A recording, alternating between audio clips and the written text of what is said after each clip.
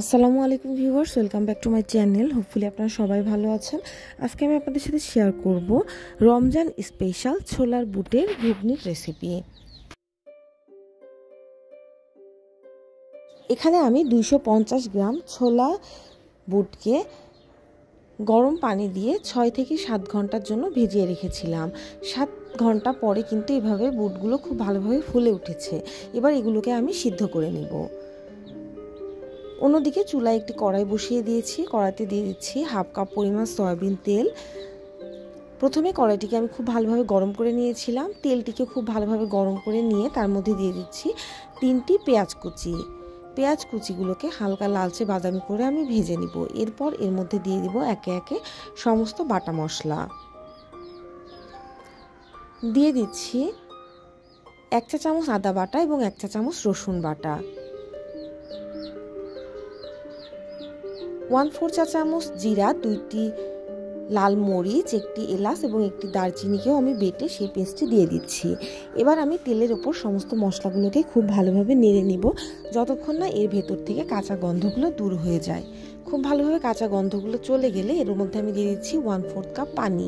এই পানিটি দিব যাতে করে মশলাগুলো পুড়ে না যায়। এবার এর মধ্যে দিয়ে দিচ্ছি 1 চা চামচ হলুদের গুঁড়া।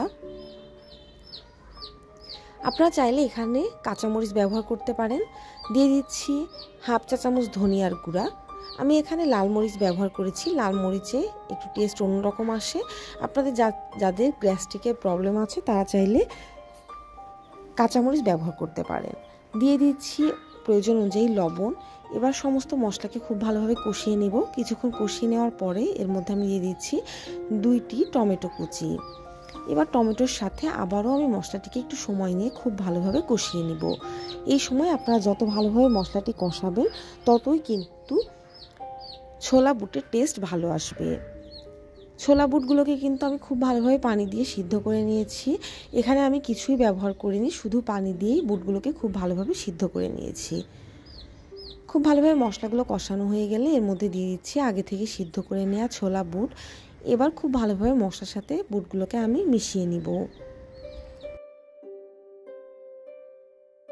রান্নাটি অবশ্যই আপনারা মাঝারি আঁচে করবেন। যদি হাই হিটে করেন সেক্ষেত্রে কিন্তু মশলা এবং বুট উভয়টি পুড়ে যাওয়ার সম্ভাবনা থাকে। এতে করে কিন্তু টেস্ট একেবারে বাজে হয়ে যাবে। আমি বাগান থেকে কিছু ফ্রেশ ধনিয়া পাতা সংগ্রহ করে নিচ্ছি। এই ধনিয়া পাতা কিন্তু ছোলা বুটের টেস্ট বহুগুণে বাড়িয়ে দিবে।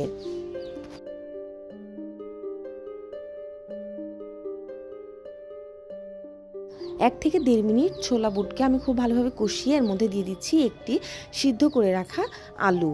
আলুটিকে আমি এভাবে ম্যাশ করে দিয়েছি। খুব ভালোভাবে আলুটি বুটের সাথে মিশিয়ে এর মধ্যে আমি দিয়ে দিচ্ছি হাফ কাপ পরিমাণ ধনিয়া পাতা কুচি। এই পাতাটি দেওয়ার ফলে কিন্তু বুটের টেস্ট অনেক ভালো এসেছিল, কারণ পাতাটি একেবারে ফ্রেশ ছিল। এবার আমি দিয়ে দিচ্ছি 1 কাপ পরিমাণ পানি।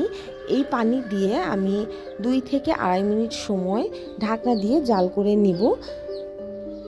যখন এটি একটি ঘন মিশ্রণে তৈরি হয়ে যাবে এবং পাত্রের তলায় প্রায় লাগার উপক্রম হবে, ঠিক এই পর্যায়ে এটি আমি চুলা থেকে নামিয়ে নিব।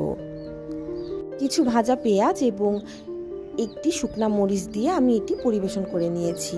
অবশ্যই আপনারা আমার রেসিপিটি ফলো করে বাসায় ট্রাই করবেন এবং আমাকে জানাতে ভুলবেন না আপনাদের কেমন লাগলো।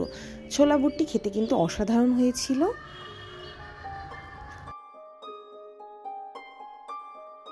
Thanks for watching my video.